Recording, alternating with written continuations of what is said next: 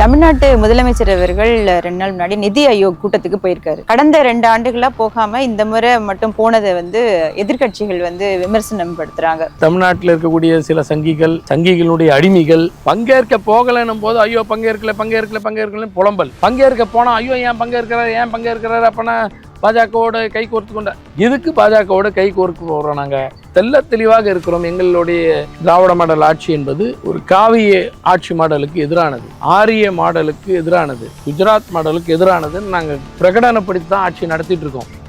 எங்களால் அவங்களோட மேட்சே ஆக முடியாது, அவங்களால எங்களுக்கு மேட்சே ஆக முடியாது. ஒன்று, நாம் அங்கே போய் டிமாண்டிங்கில் இருக்கோம். கூனி குறிகளாம் கிடையாது, டைரக்டாக டிமாண்டிங். மாநிலங்கள் இல்லாத இந்தியா என்று ஒன்று இல்லை. மாநிலங்களுடைய வளர்ச்சி தான் இந்தியாவினுடைய வளர்ச்சியை நிர்ணயிக்க முடியும். அவரோடு நேரடியாக பிரதமரிடம் தனியாக பேசுகிற நேரத்திலும் தெளிவாக சொல்லி இதையெல்லாம் அடைய வேண்டும் என்று சொன்னால் நிதி ஆதாரத்தை 50% நீங்கள் வரியில் பகிர்ந்தளிக்க வேண்டும். எந்த மாநிலம் கேட்டது? எந்த மாநிலத்து முதலமைச்சர் அதை கிளைம் பண்ணாங்க? நம்ம முதலமைச்சர் தான் அதை கிளைம் பண்ணியிருக்காரு. அதை விட்டுட்டு அங்கே டெல்லிக்கு போகிறத எதுக்குன்னே தெரியாது, பள்ளிக்கல்வித்துறைக்கு வழங்க வேண்டிய நிதியை வலியுறுத்த வந்திருக்கீங்களா, மும்மொழி கொள்கை தமிழ்நாட்டுக்கு வேண்டான்னு சட்டப்பேரவையில் பேசியிருக்காங்களே, அதை சொல்ல இல்லை. நான் அதுக்காக வரவே இல்லை. நான் இங்கே சும்மா பொழுதுபோக்காக வந்தேன். அந்த ஒரு ஏரியாவில் பானிபூரி நல்லா விற்குதுன்னு சொன்னாங்க, அதை சாப்பிட்டு போகலான்னு வந்தேன் அப்படின்னு முன்னாள் முதலமைச்சர் இன்றைய எதிர்க்கட்சி தலைவர் மாண்புமிகு எடப்பாடி பழனிசாமி அவர்கள், பாதம் தாங்கி பழனிசாமி அவர்கள் இது சொன்னார், பேட்டி கொடுத்துருக்காரு. நான் சொல்லலை, இதை என்னோட கற்பனை வாதம் அல்ல.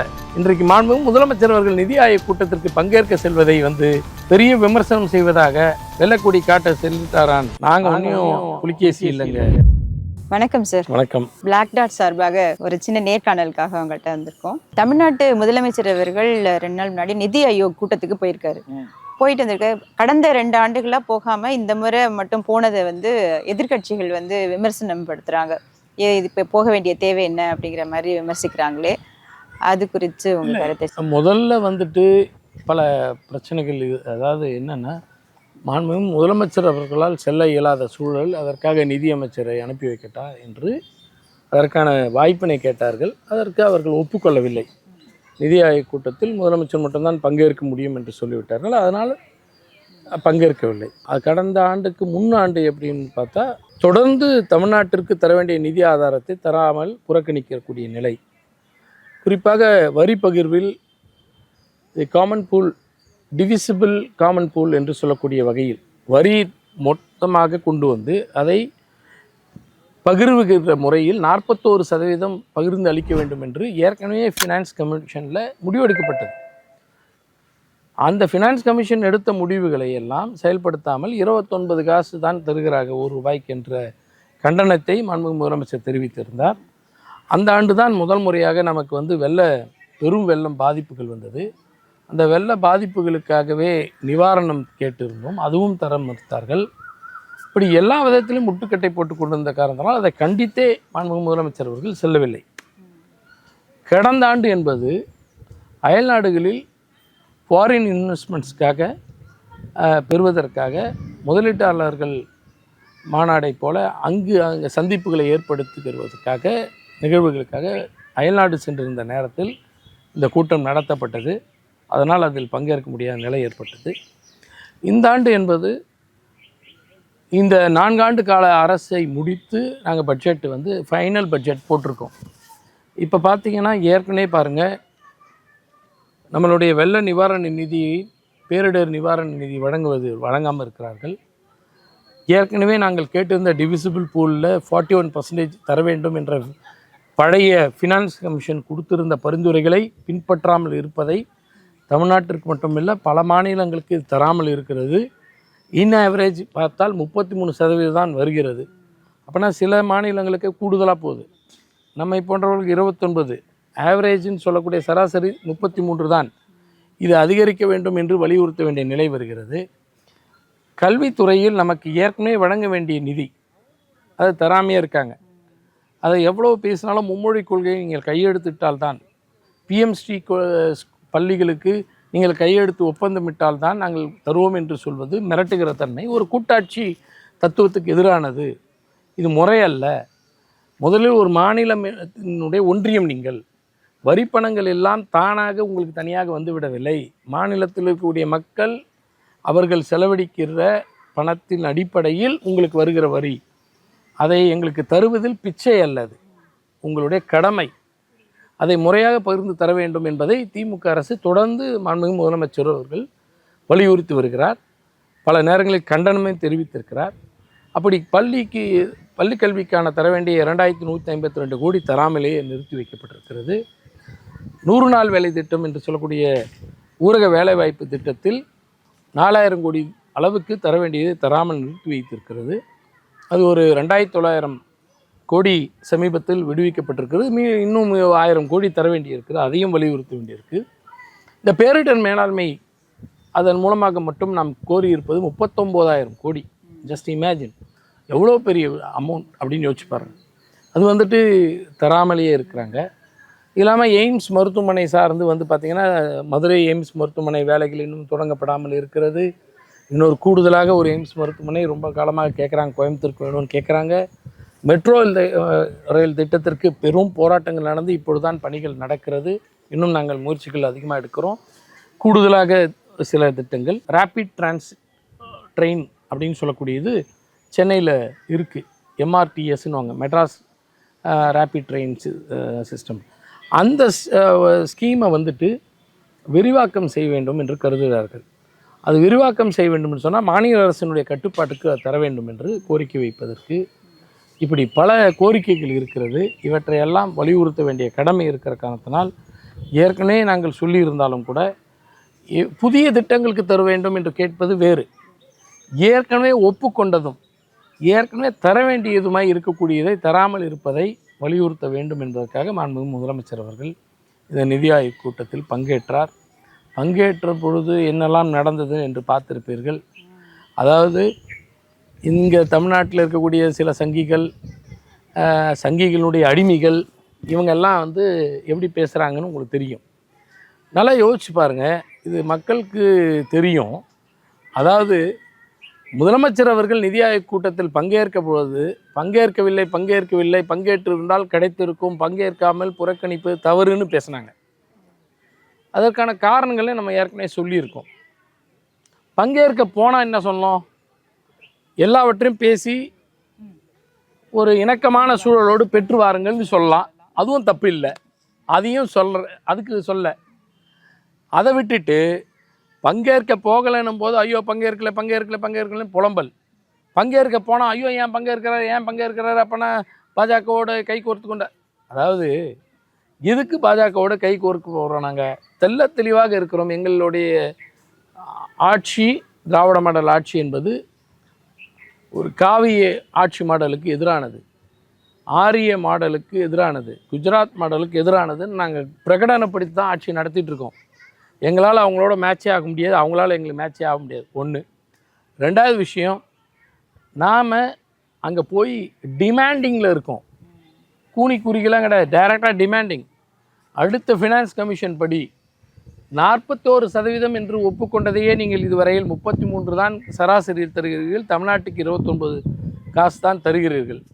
அது இனி வரும் காலங்களில் இதையெல்லாம் மீட் அவுட் பண்ணுறதுக்கு பல திட்டங்களை வளர்ச்சி பாதைக்கு கொண்டு செல்ல வேண்டும் என்றால் உங்களுடைய எதிர்பார்ப்பாக இருக்கக்கூடிய இந்தியா என்பது வளர்ச்சி பெற்ற டெவலப்டு கண்ட்ரியில் பொருளாதாரத்தில் முன்னேறிய நாடு என்று அறிவிப்பதில் பல செயல் திட்டத்தோடு நீங்கள் செயல்படுவதாக சொல்வீர்களானால் மாநிலங்கள் இல்லாத இந்தியா என்று ஒன்று இல்லை.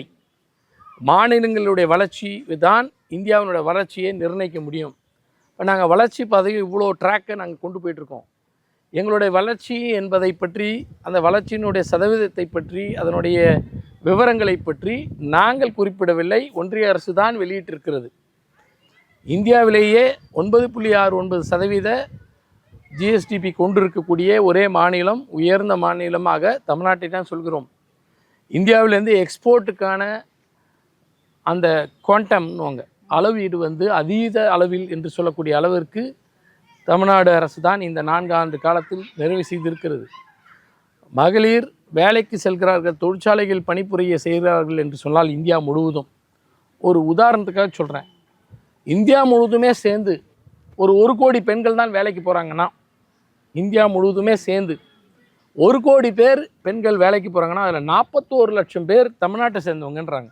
புள்ளி விவரம் கொடுத்துருக்குது ஒன்றிய பாஜக அரசு தான்.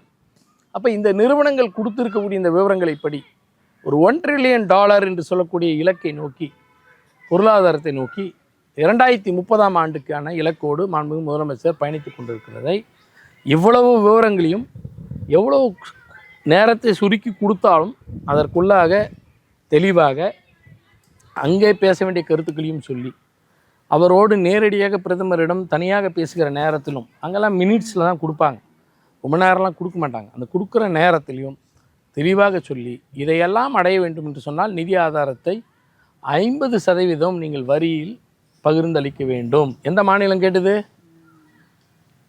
எந்த மாநிலத்தின் முதலமைச்சர் அதை கிளைம் பண்ணாங்க? தமிழ்நாட்டின் முதலமைச்சர் தான், எங்கள் முதலமைச்சர் தான், ஏன் நம்ம முதலமைச்சர் தான் அதை கிளைம் பண்ணியிருக்காரு. அதை விட்டுட்டு நாங்கள் டெல்லிக்கு போகிறத எதுக்குன்னே தெரியாது, இங்கே என்ன வந்திருக்கீங்க, இது மாதிரி வந்து இந்த இதுவெல்லாம் வலியுறுத்துறதுக்காக வந்திருக்கீங்களான்னு கேட்டாங்க. பள்ளிக்கல்வித்துறைக்கு வழங்க வேண்டிய நிதியை வலியுறுத்த வந்திருக்கீங்களா, மும்மொழி கொள்கை தமிழ்நாட்டுக்கு வேண்டான்னு சட்டப்பேரவையில் பேசியிருக்காங்களே, அதை சொல்ல. இல்லை, நான் அதுக்காக வரவே இல்லை, நான் இங்கே சும்மா பொழுதுபோக்காக வந்தேன். அந்த அந்த ஒரு ஏரியாவில் வந்துட்டு பானிபூரி நல்லா விற்குதுன்னு சொன்னாங்க, அதை சாப்பிட்டு போகலான்னு வந்தேன் அப்படின்னு முன்னாள் முதலமைச்சர், இன்றைய எதிர்க்கட்சி தலைவர் மாண்புமிகு எடப்பாடி பழனிசாமி அவர்கள், பாதம் தாங்கி பழனிசாமி அவர்கள் இது சொன்னார், பேட்டி கொடுத்துருக்காரு. நான் சொல்லலை, இதை என்னோட கற்பனை வாதம் அல்ல, அழகாக சொல்லியிருக்குது, டிவியில் பார்த்துருப்பீங்க. அவர் தான் சொன்னார். நான் எதுக்கு வந்தேன்னு கேட்டால் அவர் ஏதோ எதுக்கோ வந்த மாதிரி சொன்னார்.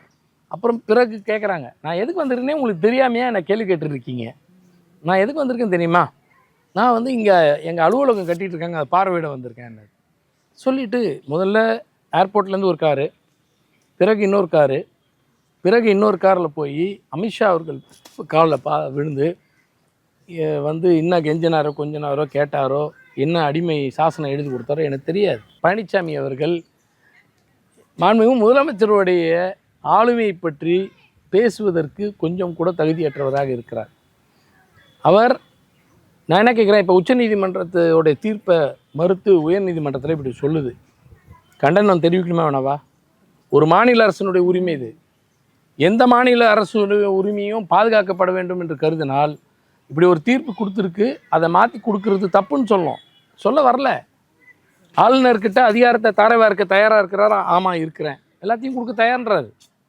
இப்போ இல்லை, அவர் ஆண்ட காலத்தில், அவர் அந்த 4 ஆண்டு காலத்தில் தமிழ்நாட்டினுடைய அத்தனை உரிமையும் தாரவாத்திருக்காரு. உதயமின் திட்டத்தில் கையெழுத்திட்டார், ஜெயலலிதா கையெழுத்திட மாட்டேன்னாங்க, கையெழுத்திட்டதனோட விளைவு தான் இன்றைக்கு மின் கட்டணம் உயர்வுகளுக்கோ கடனாக இருக்கிறதுக்கோ காரணம். அதே போல தான் நீங்கள் வந்துட்டு நகர்ப்புற வரி திட்டத்தில் அந்த சொத்து வரிகளுடைய ஏற்றத்தை நீங்கள் ஏற்றலைன்னா உங்களுக்கு மானியம் தரமாட்டேன்ட்டாங்க, நீங்கள் மானியமே தர முடியாதுன்ட்டாங்க. அப்போ என்ன பண்ணாங்கன்னா 2018 அவங்க ரைஸ் பண்ணாங்க. எவ்வளோ தெரியுங்களா?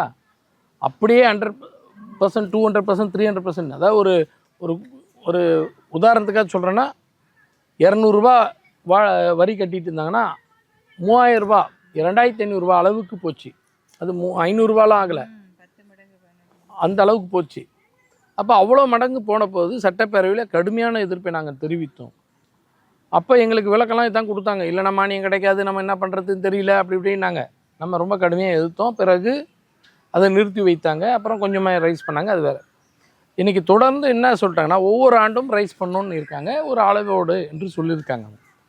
நமக்கு என்ன ஒரு பார்வை இது இல்லைன்னா, நம்ம வந்து அதை சுருக்கி கட்டுக்குள் கொண்டு வந்து, ஆனால் இந்த 4 ஆண்டுகளுக்கு மட்டுமே நாம் பெறக்கூடிய மானியம் என்பது நகர்ப்புற வளர்ச்சிக்கு மட்டுமே சற்றப்ப ஒரு 1 லட்சம் கோடி அளவுக்கு பெற வேண்டியிருக்கு. அதெல்லாம் கொஞ்சம் கொஞ்சமாக வருது, வரவே தான் நம்ம பல திட்டங்களை செயல்படுத்த முடிகிறது. ஒவ்வொரு மாநகராட்சிகளுக்கு ஆயிரக்கணக்கான கோடிகள் பணம் தர முடிகிறது, நகராட்சி அளவிலுக்கு 50 கோடி 100 கோடி என்று தரப்படுகிறது. இந்த நிதியெல்லாம் எப்படி என்றால் இப்படி தான் பெற்று தர முடிகிறது. எனவே வரி விதிப்பை நாங்கள் விரும்பி செய்தோம் என்பதை விட கட்டாயத்தின் பேரில் இந்த அரசு நாங்கள் செய்து கொண்டிருக்கோம். ஆனால் அதற்கெல்லாம் ஒப்புக்கொண்டவர் எடப்பாடி பழனிசாமி, அதுக்கு கையெழுத்திட்டவர் அவர்.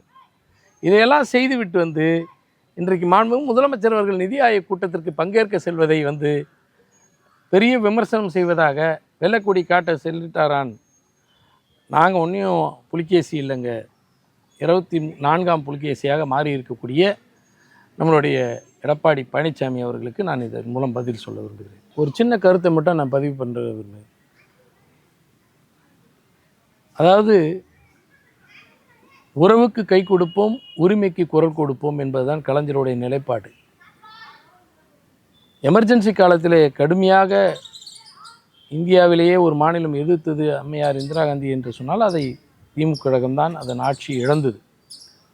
அதே நேரத்தில் ஒரு நாட்டிற்கு அவசியம் என்று வருகிற பொழுது இந்திரா காந்தி அம்மையார் தலைமையிலே ஒரு கூட்டணி அமைக்க வேண்டும் என்று முடிவெடுத்த போது கூட கலைஞர் அவர்கள் கேட்டுக்கொண்டது என்னவென்றால், நீங்கள் தமிழ்நாட்டு மக்களிடம் நேரடியாக வந்து இது குறித்து பேச வேண்டும், எமர்ஜென்சி கொண்டு வந்ததற்காக நீங்கள் பகிரங்க மன்னிப்பு கேட்க வேண்டும் என்று கேட்டார்.